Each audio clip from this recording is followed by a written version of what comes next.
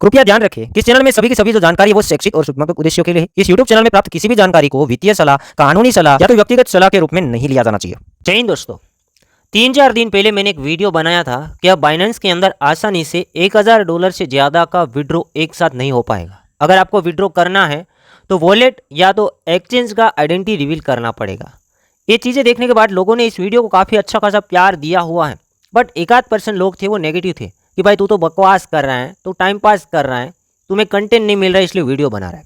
दोस्तों, वीडियो इसलिए बनाया गया था कि भाई आपको पता होना चाहिए कि बाइनेंस के अंदर ये प्रॉब्लम हो रहा है। देखिए, आज अगेन एक और अपडेट आता है, वो मैं कवर करने वाला हूँ। 3-4 दिन पहले जो वीडियो बनाया गया था वहाँ बाइनेंस ओनली ये पूछता था कि कौन से वॉलेट में डाल रहे हो या कौन से एक्सचेंज के अंदर डाल रहे हो, वो आइडेंटिटी है वो रिवील करनी थी, ठीक है। बट आज के दिन एक ऐसा अपडेट आ जाता है जो कि मैं कवर करने वाला हूँ। अब बाइनेंस जो है वो डॉक्यूमेंट मांगेगा अगर किसी और के वॉलेट के अंदर आप फंड्स को ट्रांसफ़र कर रहे हैं तो, किसी और के वॉलेट के अंदर, और अगर आप ही के वॉलेट के अंदर ट्रांसफ़र कर रहे हैं तो कोई प्रॉब्लम नहीं है, बट तो भी आपको आइडेंटिटी रिवील करनी पड़ेगी कि आपका वॉलेट है और कौन सा वॉलेट है, ठीक है, ताकि यहाँ पर गवर्नमेंट अच्छे से ट्रैकिंग कर पाए और मनी लॉन्ड्रिंग को रोका जाए। डिटेल में यहाँ पर एक बड़े एक्सपर्ट ने लिखा हुआ है, उसे मैं कवर कर लेता हूँ कि दोस्तों, भारतीयों को बाइनेंस पर क्रिप्टो डिपॉजिट और विड्रॉल के समय देनी होगी महत्वपूर्ण जानकारी। एफआईओ के अंडर जो रजिस्टर्ड बाइनेंस है उसके ऊपर लेन देन करते समय अब भारतीय उपभोक्ताओं को कुछ महत्वपूर्ण जानकारी देनी होगी। पहले एक्सचेंज के ऊपर क्रिप्टो विड्रॉल्स के समय मात्र एक ओटीपी आता था और जैसे आप ओटीपी डालते थे मोबाइल नंबर के अंदर आएगा, ईमेल के अंदर आएगा, जितना भी क्रिप्टो विड्रॉल्स करना हो जाएगा।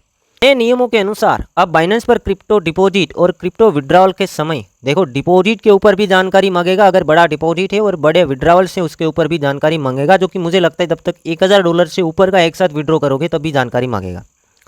तो उस टाइम के ऊपर आपको क्रिप्टो भेजने वाले किसको भेज रहे हो उसका डिटेल्स देना है, साथ ही साथ कौन सा क्रिप्टो भेज रहे हो उसका भी डिटेल्स देना है। एक निर्धारित सीमा से अधिक क्रिप्टो को आपके अकाउंट के अंदर आती है। पहले तो भेजने की बात हुई कि भाई ज़्यादा आप भेज देते हो, $1000 से ज़्यादा का ट्रांजैक्शन है तो किसको भेज रहे हो उसका डिटेल देना है। अगर आप ही का वॉलेट है तो वो भी लिखना पड़ेगा और बताना होगा कि मेरा है, और कौन सा वॉलेट है या कौन सा एक्सचेंज है वो भी बताना पड़ेगा, और कौन सा कॉइन भेज रहे हो वो भी बताना पड़ेगा। डिटेल्स मांगेगा विड्रॉ करने के समय पे।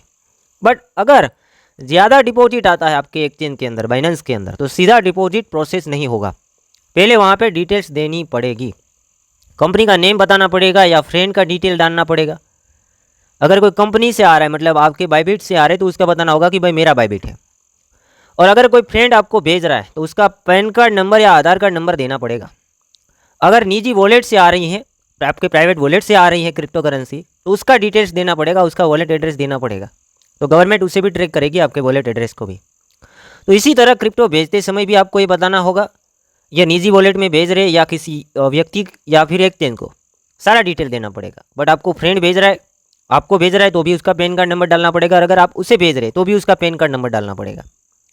तो देखिए, यहाँ से फ़ायदा क्या होगा, कोई बंदा क्रिप्टो इंडिया से बाहर नहीं भेज पाएगा, ज़्यादा नहीं भेज पाएगा, वरना उसको डिटेल से वो रिवील करना पड़ेगा, और गलत इन्फॉर्मेशन डालेगा तो नोटिस आप ही को आ सकता है। समझ रहे हो, ज़्यादा क्रिप्टो कहीं बाहर भेज रहे हो और कोई गलत इन्फॉर्मेशन डाला तो हो सकता है कि नोटिस आ जाए।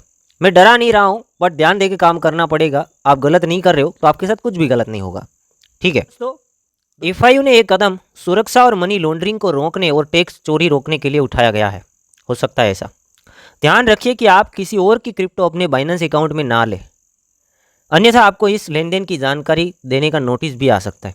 समझ रहे हैं, काफ़ी सारे लोग क्या करते हैं कि मेरे फ्रेंड को आईएनआर चाहिए या फिर यूएसडीटी चाहिए, तो पहले आप अपने बाइनेंस अकाउंट के अंदर ले लेते हैं, बट अब ऐसा आपको नहीं करना है।